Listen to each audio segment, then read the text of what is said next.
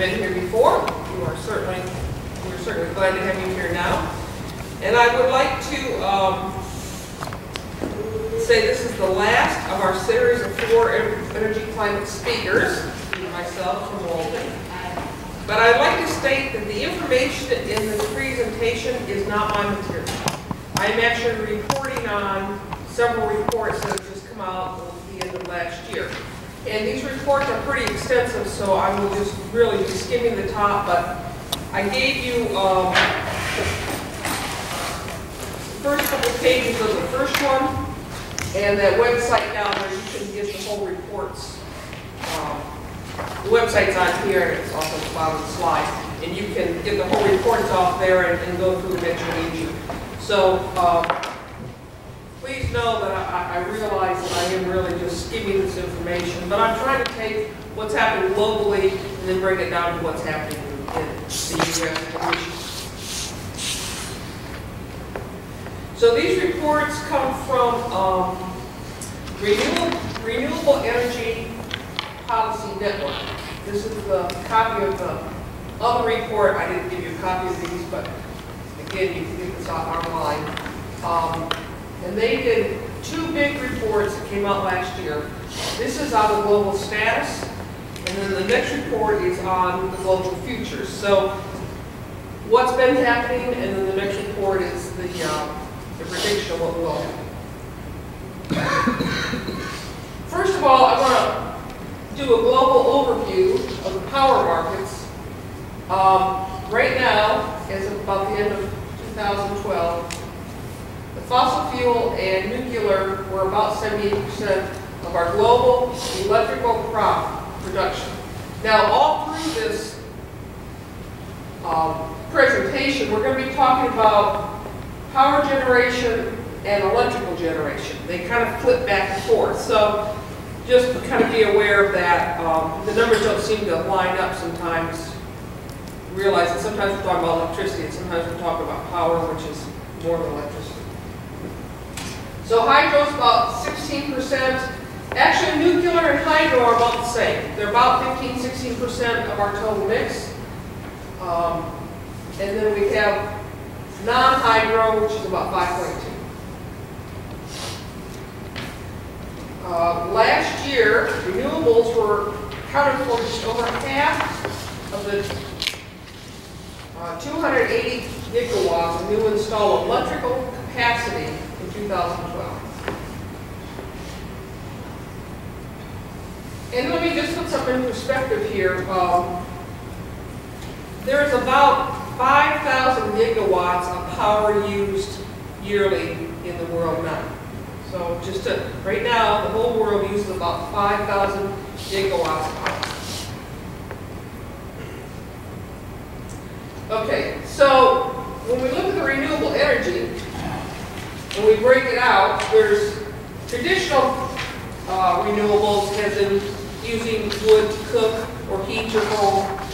And then there's modern renewables, and we're talking about the more advanced biofuels, biomasses, the photovoltaics, the solar thermal, geothermal, the more advanced stuff. So when you're talking about thermal here, biomass, solar, geoheat, and hot water, so that's solar biomass and geothermal, heat, hot water, that's thermal. It's about 4%. Hydro is about 3.1, so they're pretty close. When you're looking at power generation, wind, solar, biomass, and geothermal account for 1.1, and biofuels account for 0.8. Then the rest are the traditional wood for stoves, cooking and heating. The U.S. actually isn't doing too badly. Annual investment for new capacity investment, we were second in the world. In wind power capacity, we were first. In biodiesel capacity, we were first. In ethanol production, we were first. This is investment capacity. Total capacity, we're second when it comes to total, including hydro. Biopower capacity, we were first. geothermal power capacity.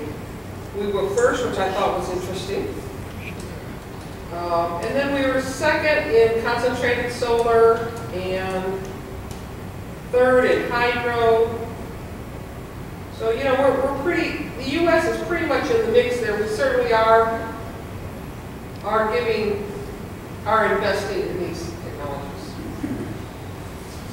Okay, so we're going to look at hydro. This is worldwide right now.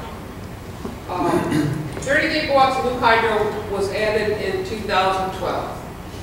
That brought up our capacity about 3%, and our total installed capacity is just almost 1,000 gigawatts. This produced about 4,000 terawatts of electricity, and China accounted for a huge percent of that. So we've got China here, 23%, Brazil's 8%, US is not quite 8%. Canada and US are pretty close. Russia's behind, and the rest of the world's the other 40%. So this is solar PV, which of course is electrical. A really good number is that global total is 100 gigawatts in 2012. That's pretty amazing because nobody thought we were going to be there. Germany has 32% of the world PV capacity up and running. Italy's got 16%, and we're down to 7%. These other countries are catching up. And remember, Germany's solar resources are about equal to our solar resources in Alaska. We're about equal to the solar resources in Spain. Okay, so here's the growth rates on PV. You can see for the first several years it barely grew by 1%. For the first, well, it's at 95 to 2002, barely grew by 1% a year. And then it grew by a couple percents a year to 2007, and then it just exploded. Big driver on that is the price of PV modules has fallen by over 30%. Tim, is that based on sales of panels? How do you measure something like that? That's installed capacity. That's the amount of capacity. I'm not sure what that means. That's how much was put into production. Okay. So this isn't manufacturing. This is what's now making power. Yeah. Okay. So 2013 could actually be pretty considerable. Yeah. So we're going to have a number to Well, I was pretty good at this report. Yeah, You know, these reports just came out like the end of 2013. Yeah, So. it takes time. Wind power has had a little smoother curve, though no less impressive, really. It started out a little faster, and it's, you know, but then again, 2007, well, 2005, 2007, right in here, it started to, that curve really started to push up. And we now have getting close to 300 gigawatts of power. This increased globally 19% in 2012. 19% 1 year, that's pretty good. And the average growth between 2007 and 2012 is 25%. I would like to invest my money in something that grew like that. Solar thermal heating and cooling, and this is something that, you know, we don't really think about so much. PV and wind are very sexy. Solar thermal is a little more old school, but in fact it's not, and it accounts for a lot of power.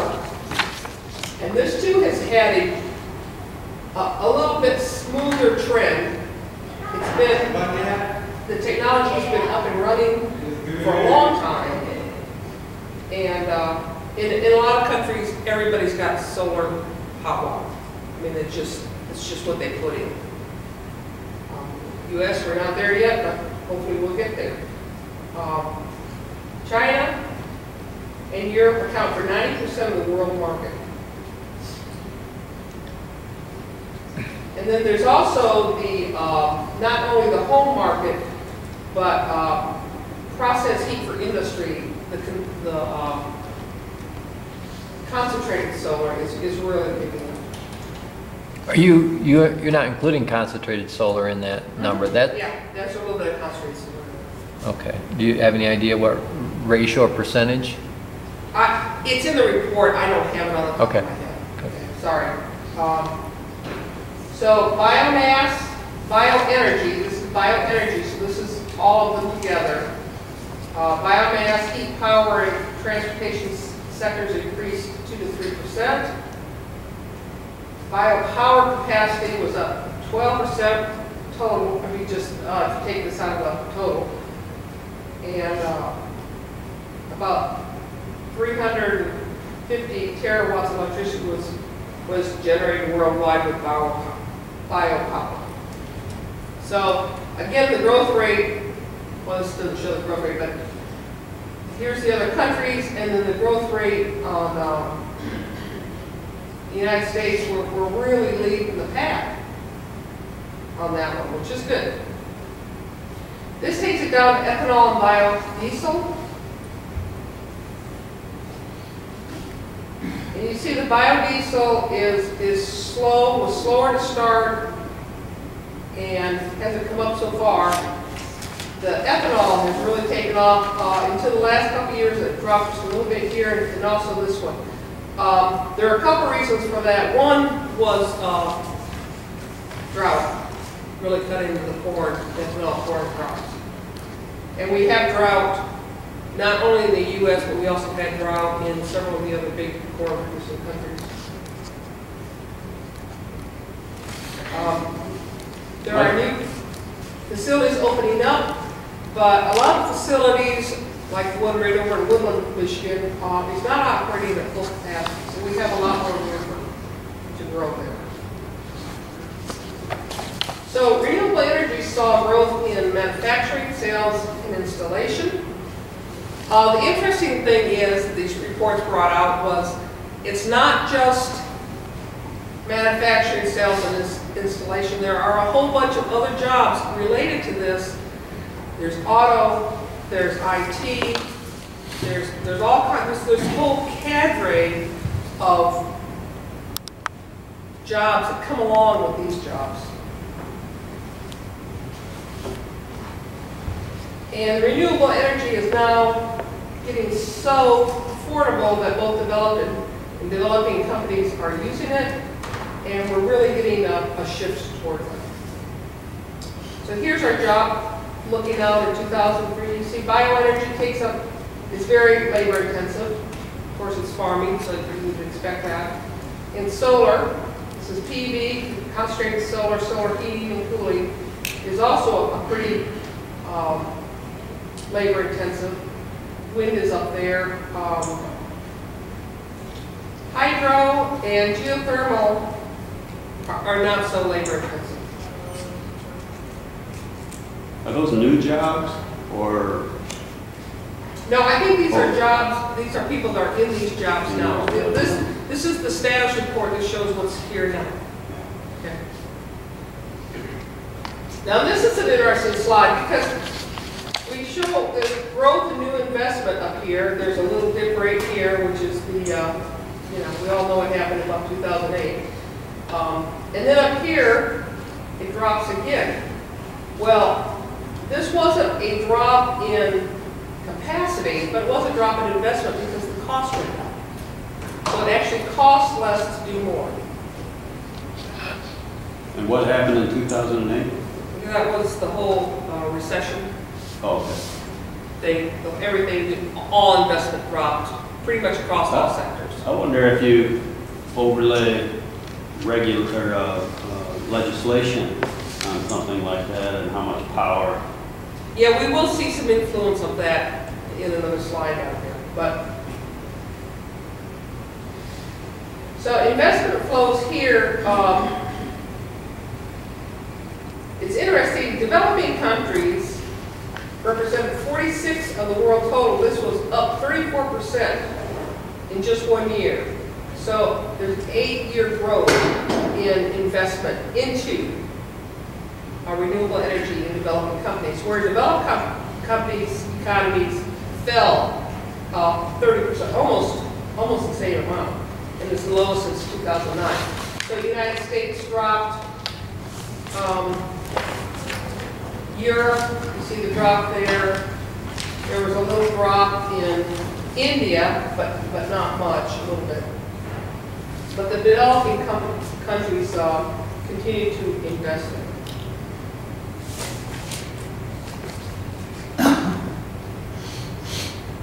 So the number of countries that have renewable targets doubled between 2005 and 2012.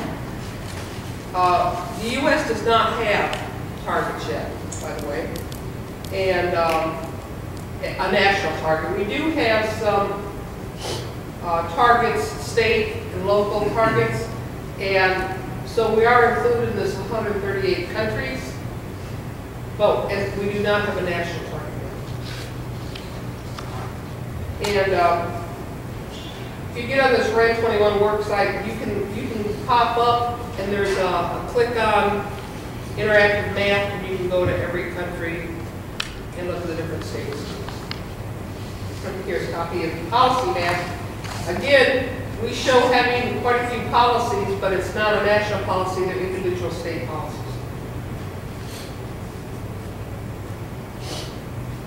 Energy access. This has not been a big issue in the United States for 40, 50 years, but it is a big issue in less developed countries. There are a lot of countries now that are not, you know, the villages are not tied into any kind of grid. And quite frankly, it's just like using cell phones. They are no longer going to run electrical, you know, phone lines to a small village out in the bush in Africa. Everybody's got cell phones. They just skip that whole landline piece. And that's what's happening with this too. We're getting increased private sector involvement, and it's working a lot of mini grids for each village. And in fact, there's one model where instead of a main utility that branches out to all these different, villages, the model is each of these villages will have a small power plant, and the power will come into the main utility, and that boosts the main utility power and gives an income to the villages. So it's kind of a reverse of what we do here. I thought that was a real interesting and innovative model. Okay, so that kind of covers, and that was quick, that kind of covers the status report, and then we're going to look at the global futures report here.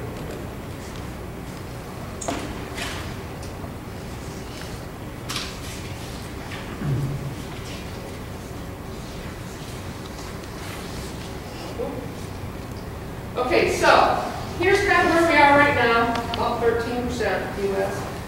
This is, in this report, they looked at several scenarios from a multitude of different groups. So this is what they call conservative forecasting.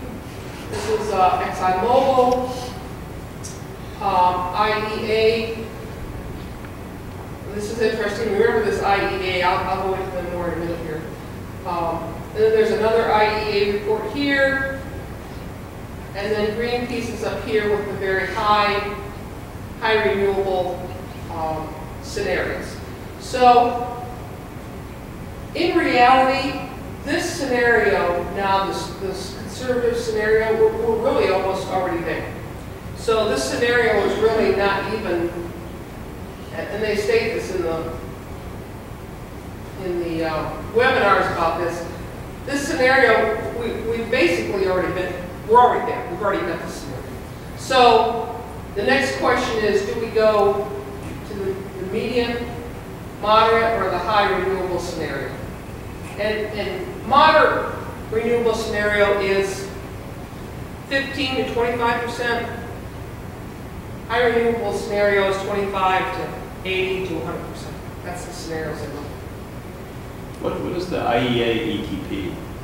I'll go into those in just a Oh, minute. okay. I'm sorry. So here's national and European electrical shares. This is electrical, so we're looking at actual what we got now, targets if they have targets, and then projections. So Germany, here's where they are, here's their targets, and then here's their longer term targets. The US, we're here, and then the Department of Energy says we're going to be there in 2020, or 2030, excuse me, 2035, and then these other green pieces all the way up here to 70%. Brazil is interesting because you see their targets here and their actual is here. And they do produce a lot of ethanol from their cane crops. But they're expecting more growth in electrical use. So they have to continue on this. If they keep the production, they don't grow the production, their usage is going to go up and then they won't make their targets. Something else I want to go over here too is, to be fair to everybody, ExxonMobil and this group in here, they did not count on much energy efficiency improvements. They pretty much figured that energy is going to climb at the same usage rates as right now. We're not really going to save anything, and renewable energy will be a smaller part of that mix, okay? Greenpeace, on the other hand, assumes in their scenario that we will hit energy efficiencies that will actually peak out right in here about 2025 somewhere, and our actual usage will not go up. So if our actual usage does not go up, then our renewables will be a higher percentage. So that's kind of how they got this number and kind of why they're so far down there. Do you see the difference in what I'm talking about there? Okay. Because it makes a difference on what you're assuming. Okay, so let's look at wind. Let's look at the predictions of the past. I love the predictions of the past, right? The International Energy Agency, the IEA, published its World Outlook. And this is in 2000, and they thought non-hydroelectric power would comprise about 3% of global energy by 2020. We made about 3%. That benchmark was actually met in 2008. And if you look at those trend lines, 2008 was before, just as things were taken off. In 2000, they again estimated that China would have 2 gigawatts of wind power by 2010, another 10 years. And China actually reached 45 by 2010. They predicted China would have wind power in 2020 to be 3.7 gigawatts, but most projections now exceed 150 gigawatts, more than 40 times the original predictions. In 2000, they also predicted there would be about 30 gigawatts of wind power worldwide by 2010. But the estimate was off by a factor of 7. Wind power produced 200 gigawatts in 2010, and an investment of about $400 billion. And in 1999, the good U.S. Department of Energy estimated that total U.S. wind power would reach 10 gigawatts by 2010. And they, in fact, reached quadruple that, reached that amount in 2008, and then quadrupled it again between 2006 and 2010. So this is the estimates of the past. The program was 3,000. When does In 2000, the European Wind Energy Association, which is a pretty positive and forward-looking association, predicted year would have 50 gigawatts of wind by 2010. Logic tells you no. And then they moved it up to 75, and actually they had, Europe had 84 gigawatts of wind power by 2012. So there's where too far off. But again, even the most optimistic at the time was off. So let's look at solar here.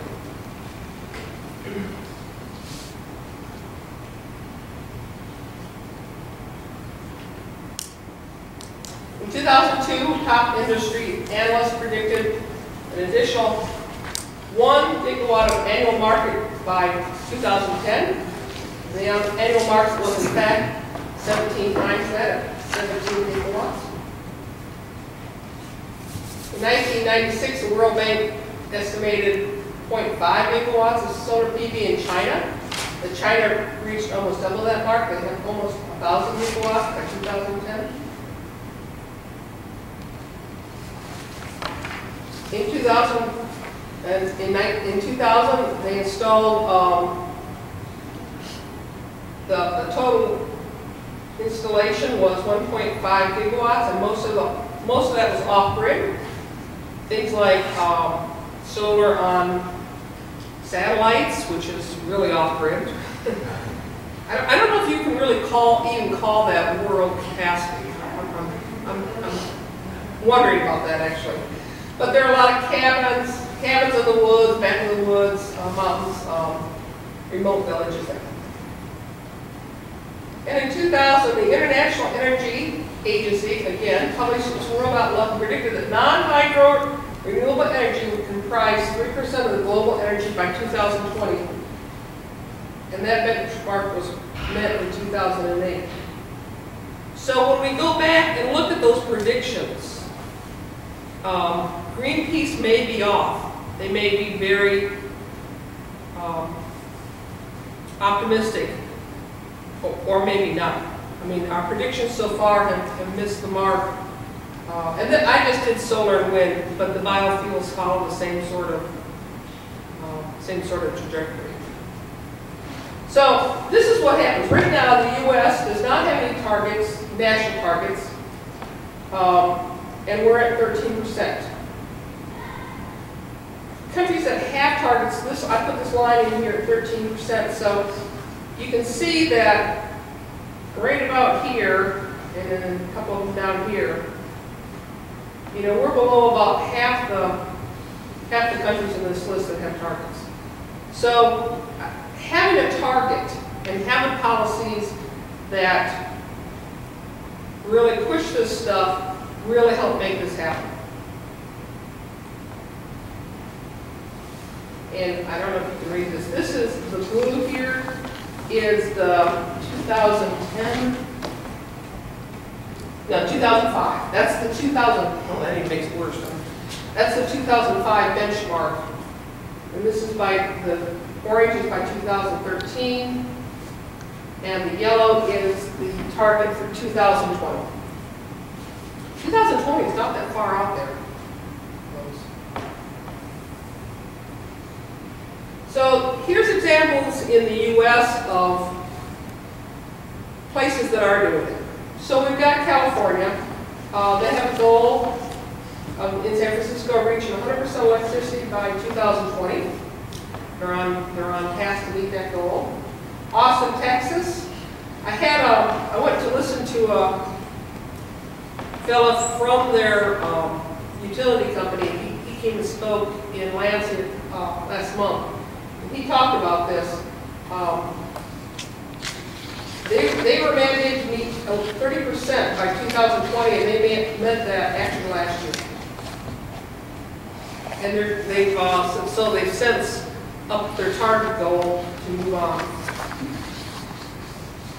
Boulder, they were so mad at their utility company that they basically took over a whole utility company in the city, became a municipal utility company, and then they went ahead and put in their own targets.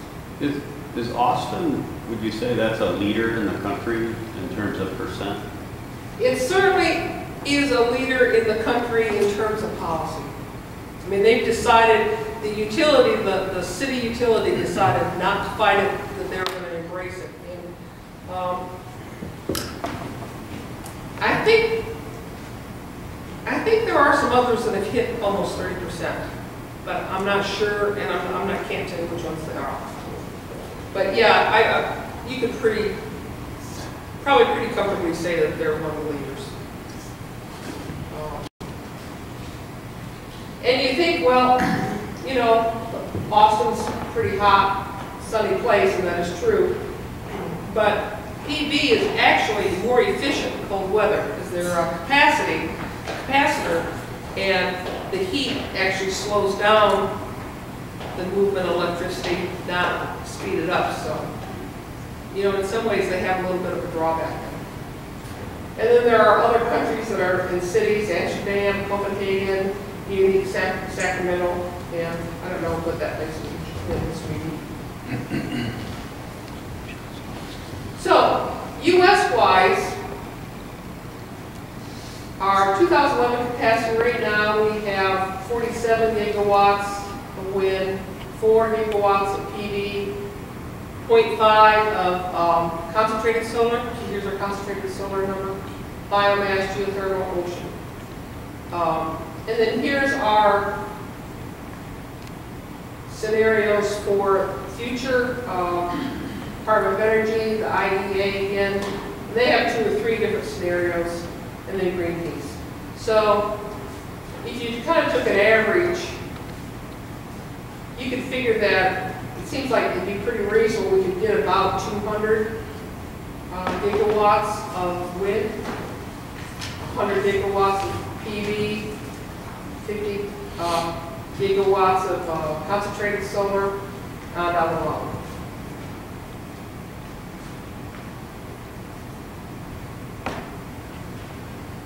This is from the Solar Energy Industry Association. This is not in the other 2 reports. This is their new report that just came out like last week. So this is what happened in the U.S. This is 2012 and this is 2013. So this is really current information. Solar was 10% right now. Last year it moved up to 30% of our generation capacity. Natural gas went up, no surprise there. Coal went down.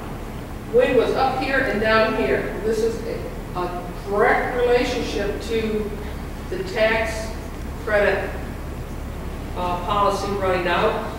And they actually did re-up it, but you can't build a wind farm in a month or 2. It takes a couple years of planning. And they didn't know what these policies were going to be, and a bunch of the wind farms, they really hurried to finish up in 2012, and not much was put in 2013 because they had to figure this all out in 2010, 2011. That kind of makes sense. A real local example of this is a year or so ago. Remember they were unloading all the turbines over here off the docks? Everybody remember that? They were going through town and all that stuff. Those turbines all came from overseas. And we have turbine manufacturers right here in Michigan and the U.S. But the Michigan and the U.S. could not meet that demand, and they were so intent on getting those turbines in and up so they could get those fall under that tax policy, that they bought them from out of the country where they had supply instead of waiting for the U.S. market. So it was an example of really hurting ourselves. If they had known that this was going to be the policy was going to go ahead and go on through and not wait for the last minute, they very well could have slowed down some of this installation, moved it over here. Is the slowdown in 2013 on wind, is that, you think, more the tax Oh, absolutely. point, or you had mentioned earlier that they made a lot of installations in 2012 and maybe they're trying to figure, you said something about figuring it out. Are they figuring out whether or not that was an effective install and that it works well? No, they've got that. That's not the issue. The issue was that they had the tax credits were going to run out at the end of 2012. And everybody knew that, so they front-loaded those and really pushed those installations. I think had they known this was going to go on for another 5 years, you would have seen a slowdown in here, but more in here. I think it would have evened out. But they really pushed to get those all in, and then there wasn't more in the works. I mean, they didn't spend thousands and thousands of dollars to site new wind farms. They didn't know there was going to be a good policy to support it. And the solar, is there incentives that are carrying on, or is that just the natural growth of interest in that kind of energy? Luckily, with PV, they go in a lot faster. So, knowing that this was going to run out, and by the time they signed that legislation, these could go back in. To site a PV, even a large PV field, doesn't take long. It's not like wind. Wind is really complicated, and we've got a lot of other homeowners and that kind of thing. PV just goes in a lot faster, and the siting is so much less complicated. So it didn't really hurt. It didn't really hurt the PV. It probably helped the PV, because if you were looking at investing, you knew the wind field was going to take 4 years to develop, but the PV could go in a year. That was a better bet, because then you knew by the end of 2012 that you were good until, I think it went into 2015 or 16. So you knew you were good for 3 years. So in 2012, you could plan for more in 2013. In 2012, you could plan for more wind farms, but they wouldn't be installed in 2013. It'd be 2014 or 15. It would take so much longer. So we're looking at this solar market insight, the same market that this came from. The U.S. installed almost 5 megawatts of PV in 2013. So that's up 41% from 2012. And nearly 15 times the amount installed in 2008. Nearly 30% of all the new electrical generation in this added this year in the U.S. came from solar. And 7 states got all their new generation from solar.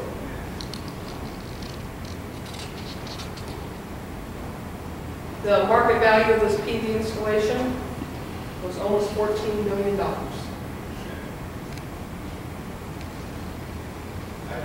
And this is the SEIA again, forecasted 26% growth in PV in 2014. And they're hoping it will reach near 6 gigawatts, and that would be most rapid in the residential market. So this is the installation in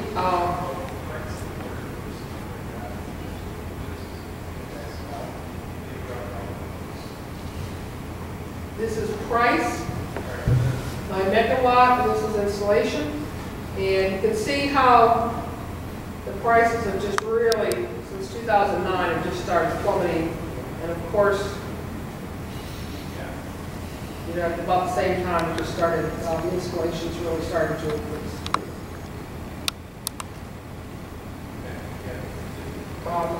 You see the difference in residential is down here, non-residential is here, and utility is up here. So non-residential would be businesses, the Walmarts, those kind of things. So let's look at Michigan really quick. I got most of this information from LERI, Michigan Energy Overview. Wind had been significantly lower. This was a big shocker to everybody. Came in a lot cheaper than they thought it would be.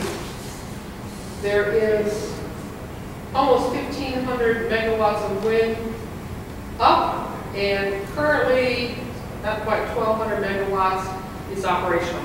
So these fields are going in, We have growth going in, they're not all operational.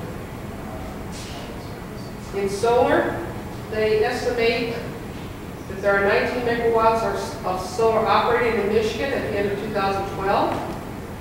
There are over 1,000 net metered customers that are producing about 6,000 kilowatts of power.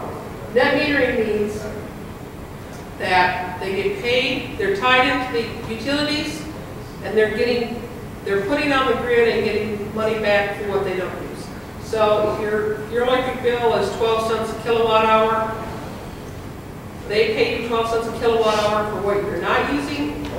You're paying 12 cents a kilowatt hour for what you want.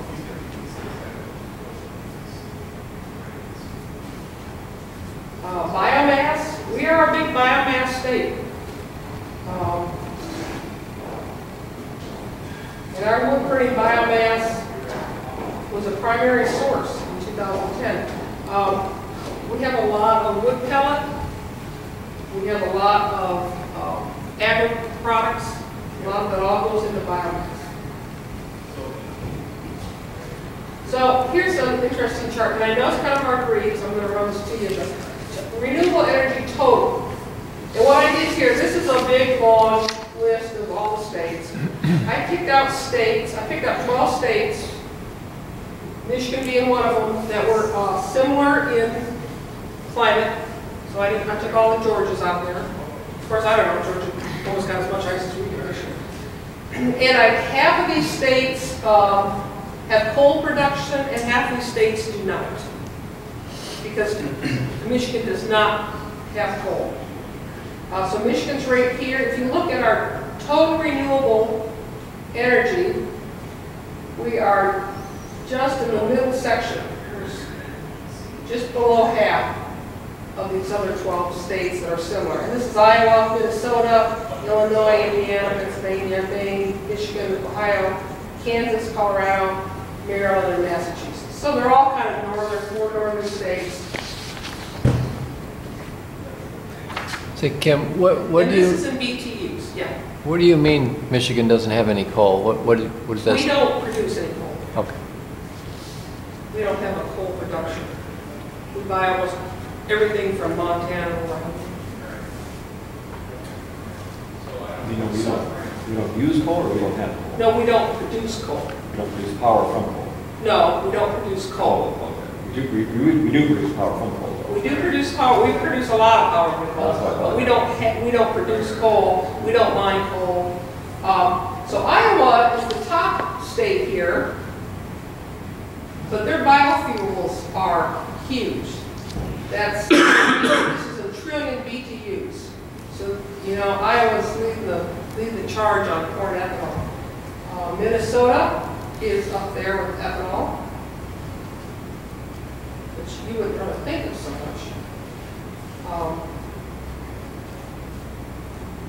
And then we got our big coal states like Pennsylvania, Ohio.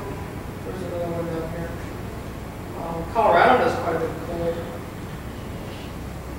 Kind of makes sense with Iowa, they're closer to the source of the corn. They put a lot of corn in Iowa. And there's lots of agriculture. It's probably a lot of it used in agriculture. Yep. In the Appalachian Mountains, we took our corn to market in a jug, and here they put them in a truck. It's all liquid. So we're going to look at this in another way. We're going to kind of take biofuels out of this and just look at other renewable energy. Maine, wind. Minnesota, wind. Iowa, wind, mostly. Pennsylvania, a lot of wind. And in Michigan, we're above, or at least above half of the other states. So, for our region and for our economics, I would dare say most of these states aren't in a whole lot better shape than we are. Ohio, Illinois, Indiana, Pennsylvania, they all have the same kind of issues Michigan's having. And these are just similar size states that I picked states that were pretty similar in climate, one. Climate, okay. then, you know, like you don't have Texas up there. Right, right. These are kind of, you know, they get wet. And then I kind of divided out with coal and non-coal.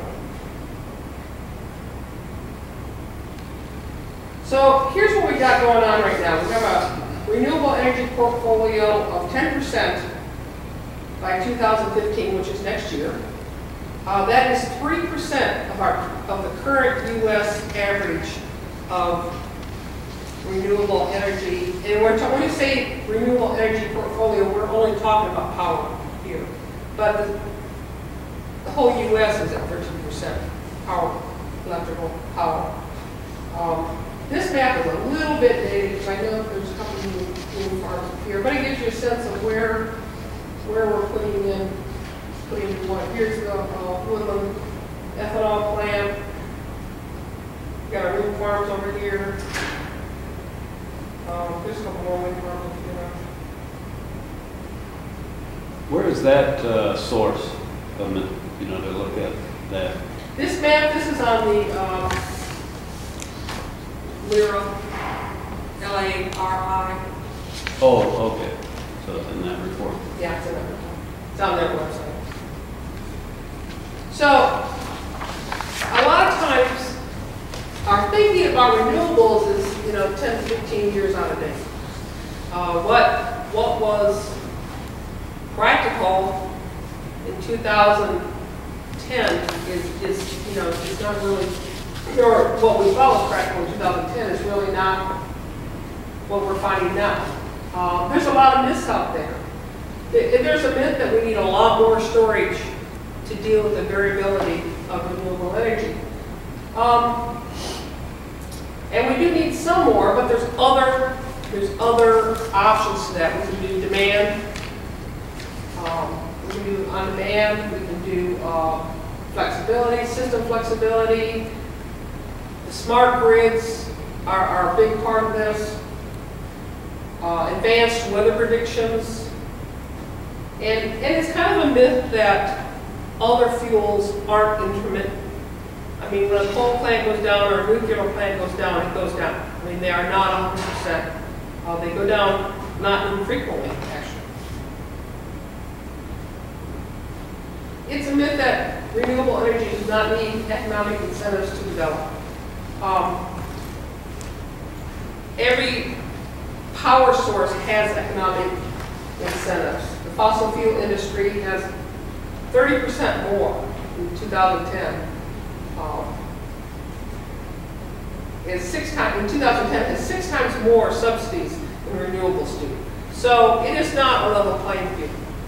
And fossil fuel company, they don't really want to talk about this, but the fact is that they get plenty of subsidies, and renewable energy is going to need it to move ahead. It's not really a question of technology anymore. I mean, actually, we have the technology and the know-how to increase our grid and dispatch this system. Right now, we don't need a lot of changes. We don't need a lot of new technology to move on.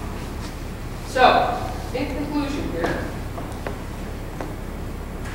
the many experts in this report, and this is a quote, believe the futures with high shares of renewable energy are possible, and it's a matter of choice, not technology or economics. And if we don't have a good renewable energy future, it's because we have decided not to. And this is my part, I do agree with all that. And thank you for